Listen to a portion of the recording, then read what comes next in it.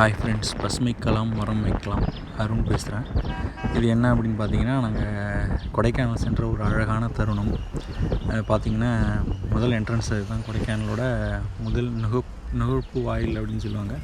மலையேற்றம் அதில் போயிட்டுருக்கோம். அது பார்த்திங்கன்னா மறுபடியும் போனோடனே ஃபஸ்ட்டு ஒரு இடத்துல நிப்பாட்டினாங்க நம்ம நண்பர்கள். அப்போ நிப்பாட்டும் போது இழுப்பு விதை கையில் எடுத்துகிட்டு போயிருந்தோம். அப்போ போய் பார்த்தோம் அப்படின்னா அங்கே ஒரு ஃபால்ஸ் தெரியுது பாருங்கள்.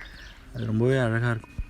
அந்த ஃபால்ஸ் பார்த்திங்கன்னா ரொம்பவே அழகாக இருக்கும். அது என்னென்னா, கொடைக்கானல்லேருந்து பெய்கிற மழையெல்லாம் அந்த ஃபால்ஸ் வழியாக தேனிக்கு போகிற ஒரு அருவி தான் அது. அந்த இடத்துல நிப்பாட்டும் போது நாங்கள் அங்கே வந்து இழுப்பு விதைகளை கையில் வச்சுருந்து பாருங்கள், தெரியுதா? இழுப்பு விதைகள் ஒரு 10-20 விதைகளை எடுத்துகிட்டு அங்கே அந்த ஃபால்ஸ் கிட்டே விதைச்சிட்டு ரொம்பவே எக்ஸைட்மெண்ட்டாக இருந்துச்சு அந்த ஃபால்ஸை பார்க்கும்போது. அவ்வளோ தண்ணி அழகாக லாங்கில் கொட்டும்போது. இது வந்து காரில் போகும்போது நாங்கள் அப்படியே விதைகளை விதைச்சிட்டே போனோம், அந்த மழையோட அழகை ரசிச்சுக்கிட்டு.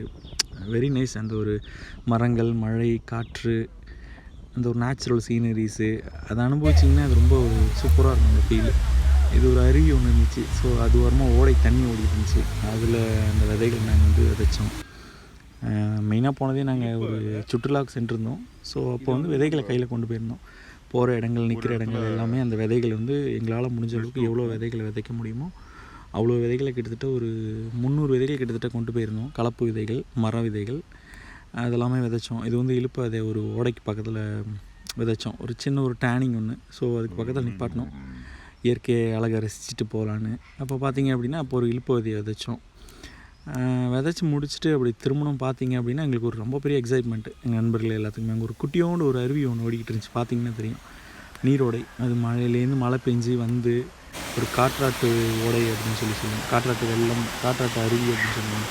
ஸோ அது சின்ன ஒரு ஃபால்ஸ் மாதிரி ஒரு நீரோடை, தண்ணீர் ஓடுற காடு. அங்கே இறங்கி பார்க்கும்போது ரொம்பவே சூப்பராக இருந்துச்சு அந்த இடம். தண்ணி ரொம்ப ஜில்லுன்னு அப்படியே தொட்டிங்கன்னா நிறைய அட்டைகள்லாம் இருந்துச்சு. நாங்கள் விளையாட வைக்கும்போது பார்த்தீங்கன்னா இது ஒரு சின்ன ட்ரக்கிங்கு. ஸோ நம்ம வந்து இந்த ஓடையில் போயிட்டு நாங்கள் திரும்ப வந்து கையெல்லாம் நினச்சி பார்த்தோம். அவ்வளோ ரொம்ப ஜில்லுன்னு இருந்துச்சு. அதுக்கு மேலே போக முடியல எங்களால். ஸோ சும்மா கொஞ்சம் தூரம் மட்டும் முன்னாடி போயிட்டு ஃபோட்டோஸ்லாம் எடுத்துகிட்டு அந்த ஒரு நேச்சுரல் பியூரிஃபை வாட்டர், அந்த வாட்டர் பார்த்திங்கன்னா அவ்வளோ ஒரு க்ளீனஸ்ட் வாட்டர். அது ஒரு ஃபாரஸ்ட்டில் மழை பெஞ்சு நிறையா கல், இடுக்கு, பாறைகள் நடுவில் வந்து ஃபில்டராகி வரக்கூடிய ஒரு தண்ணி அது. அந்த தண்ணி வந்து அவ்வளோ ஒரு சூப்பராக இருந்துச்சு. அதை டேஸ்ட் பண்ணி பார்த்திங்கனாலும் அவ்வளோ நல்லா இருந்துச்சு. ஒரு மினரல் வாட்டரை தாண்டி அவ்வளோ ஒரு வெரி டேஸ்ட், சூப்பர். அதெல்லாம் பார்த்துட்டு ரொம்ப ரசிச்சுட்டு, இதை ஏன் நம்ம விதைக்கிறோம் அப்படின்னு பார்த்திங்கன்னா, இந்த மாதிரி தட்பவெப்ப நிலைகள் மாற்றம் காரணமாக. இப்போ கொடைக்கானல் போயிட்டிங்கன்னா நாங்கள் போகும்போதே 3 வெப்பநிலையை பார்த்தோம். எப்படின்னா ஒரு குழு இது பார்த்திங்கன்னா வெறும் பனிமூட்டமாக இருந்துச்சு.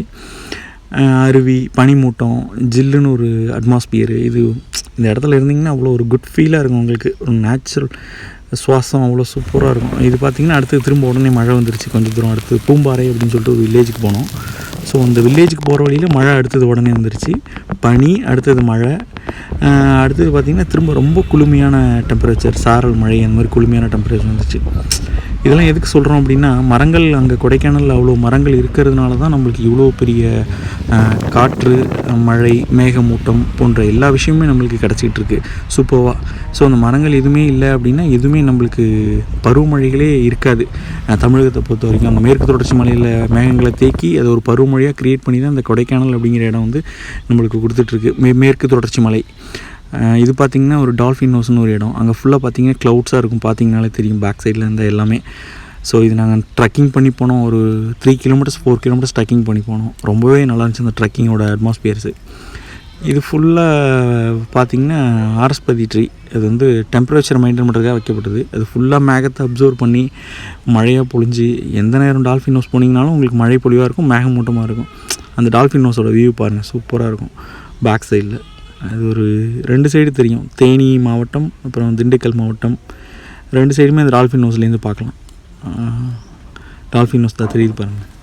ஓகே, தேங்க்ஸ் ஃபார் வாட்சிங் இன் மை வீடியோ. தேங்க்யூ.